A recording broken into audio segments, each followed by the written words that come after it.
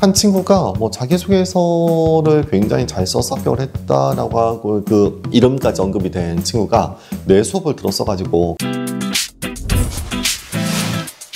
요번에 이제 새로 좀 이야기하고 싶은 내용이 뭐냐면 시험을 보지 않는 학교들에 대한 여러 가지 어떤 정보를 좀 알려주고 싶은데, 대표적으로 이제 이화여자대학교하고 숙명여자대학교 두 학교가 약대를 좀 많이 뽑잖아. 이화여자대학교가 올해 21명을 뽑고 작년에 이제 11명을 뽑았으니까 거의 2배 정도를 뽑게 된 거고, 그다음 숙대도 작년에 이제 11명 뽑았고 올해 이제 12명을 뽑으니까 거의 비슷한 인원인데, 어쨌든 10명 이상을 뽑는 굉장히 좀 큰 학교이다 보니까 얼마 전까지 이제 1차 접수를 다 끝냈거든. 그래서 거의 한 학교마다 한 1000명 정도씩 지원을 하게 된 것 같아.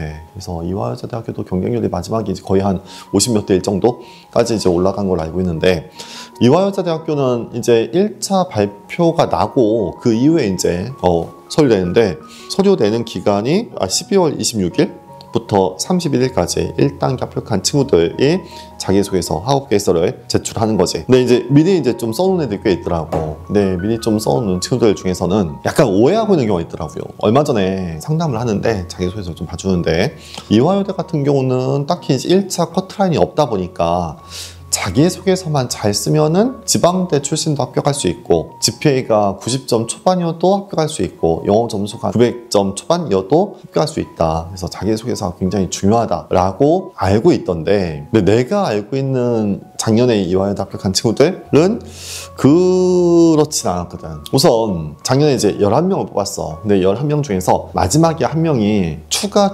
합격으로 성균관대가 돼서 성대로 빠졌거든. 그래서 이제 이화여대는 더 추가로 합격하지 않고 10명, 그래서 작년에 이제 입학한 친구는 10명으로 학교를 다니고 있고, 그 10명의 정확한 뭐 스펙은 언급하기 힘들어도 간단한 대학 출신 정도만 보면 서울대가 이제 2명이었고, 고려대 1명, 연세대가 3명, 지방대가 2명 있어. 근데 그 2명이 다 약대생이야.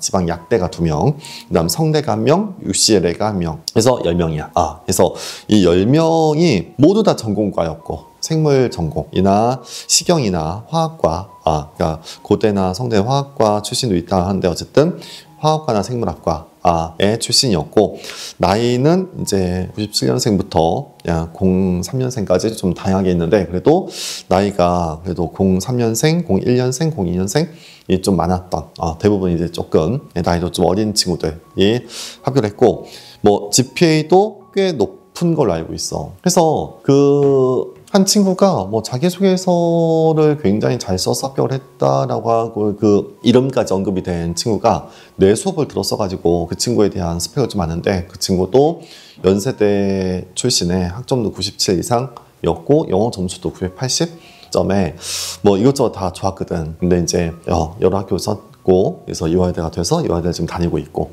그래서 이런 정도의 스펙이면은 그렇지, 거의 뭐 스펙으로 합격을 했다라고 생각을 해야 되지 않을까. 그래서 이화여대에서는 약간 프라이드를 느낀대. 지방대 약대 학생들도 우리 약대를 오고 싶어 한다. 그래서 지방 약대에서 올라온 친구들이 있다라는 걸 굉장히 조금 의미 있게 이야기를 종종 했었나 봐. 그래서 가끔 지방대 출신도 합격했다는데요, 그 지방대가 약대생이었다는 거야.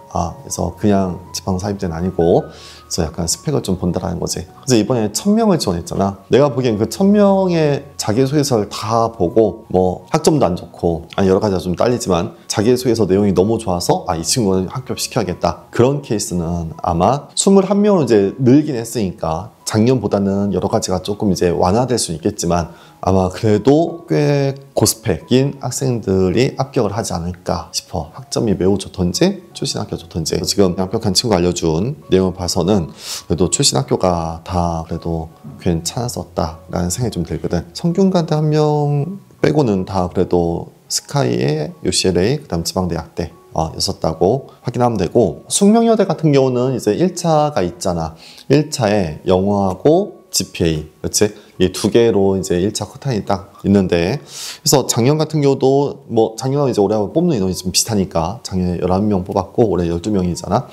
그래서 보면은 1차가 그래도 연고대가 6명이 합격을 했는데, 연고대도 GPA는 97 이상은 됐던 거고, 성대가 2명 있고, 부산대가 1명 있고, 이화여대 1명 있고, 포스텍이 1명 있는데, 그렇죠. 요 친구들은 뭐 학점이 거의 퍼펙트 했나 봐. 99 이상 정도의 학점을 갖고 있는 친구들이 1차를 통과했다라는 거지. 근데 그럴 것 같아. 이해는 돼.